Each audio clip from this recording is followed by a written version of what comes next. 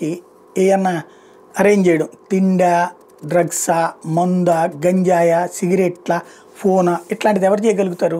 కింద స్థాయి సిబ్బంది అరేంజ్ చేయగలుగుతారు. దానికి చాలా బేరాలు ఉంటాయి, వ్యాపారం ఉంటుంది. అది ఓ పెద్ద నెట్వర్క్.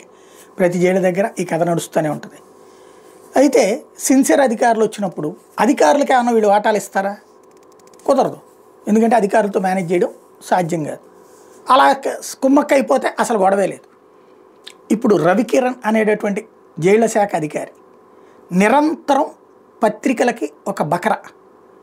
ఆయన్ని అడ్డదిడ్డంగా వార్తలు రాస్తారు ఆయన మీద. వీళ్ళకి ఏమైనా తెలుసా అంటే ఏం లేదు. జైళ్లల్లో ఇలాంటి వాటికి అలవాటు పడ్డ సిబ్బంది మీద ఆయన చర్యలు తీసుకుంటే ఆ చర్యలు తీసుకోబడినటువంటి వాళ్ళు, తప్పు చేసినటువంటి వాళ్ళకి లోకల్గా ఉన్న జర్నలిస్టులతో పరిచయాలు ఉంటాయి, వాళ్ళు చెప్తారు. ఆ అధికారి మీద అడ్డదిడ్డమైనటువంటి కథనాలు రాసుకొస్తారు. ఇప్పుడు అట్లాంటిది స్టేజీ కొత్త మలుపు తిరిగిపోయింది. ఇప్పుడు ఆ రవికిరణ్ మీద ఏకంగా ఎస్సీ ఎస్టీ కేసు స్థాయి దాకా వచ్చేసింది.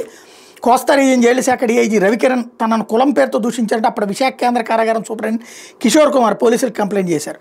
జనవరి 4న అసిస్టెంట్ పోలీస్ కమిషనర్ ఆర్లోవా స్టేషన్ హౌస్ అధికారికి ఆయన కంప్లైంట్ చేశారు. లాస్ట్ ఇయర్ నవంబర్ 28న రాజమండ్రిలోని డీఐజీ కార్యాలయంలో కోస్తా ప్రాంత జైలు పర్యవేక్షణ అధికారితో రవికిరణ్ నిర్వహించిన సమీక్షలో తనను లక్ష్యంగా చేసుకున్నారంటూ ఆరోపించారు.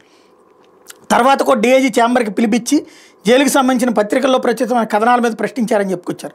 సమాధానం చెప్పేందుకు అవకాశం ఇవ్వకుండా కులం ప్రస్తావన తెచ్చి దుర్భాషలాడి అవమానించారని వివరించుకొచ్చారు. తన మీద జైలు డీజీకి తప్పుడు నివేదికలు ఇచ్చి ఆ మరుసటి రోజు అనంతపురం జైలుకి అటాచ్ చేస్తూ మెమో జారీ చేయించారని చెప్పారు. డిసెంబర్ 6న అక్కడ విధుల్లో చేరని, అయితే అదే నెల 4న తను సస్పెండ్ చేసినట్టు ఉత్తర్వులు వచ్చాయని చెప్పారు. కులం పేరుతో దూషించిన అధికారి మీద చర్యలు తీసుకొని కిషోర్ కుమార్ చేసిన ఫిర్యాదు ప్రతిని ఆర్లోవా పోలీసులు తూర్పుగోదావరి జిల్లా పోలీసులు పంపించారు. న్యాయశాల తీసుకుని తదనుగుణంగా చర్యలు తీసుకున్నామని central zone DSP Ramesh Babu చెప్పారు. అంటే జైళ్ల శాఖ డీఐజీ మీదనే ఇప్పుడు కంప్లైంట్. ఎవరైతే సస్పెన్షన్ ప్లస్ ఆ తర్వాతన ట్రాన్స్ఫర్ లాంటి చర్యలకి గురైనటువంటి అధికారి ఇక్కడ కులం పేరుతో కంప్లైంట్ చేశారు. కథ కొత్త మలుపు తిరుగుతోంది.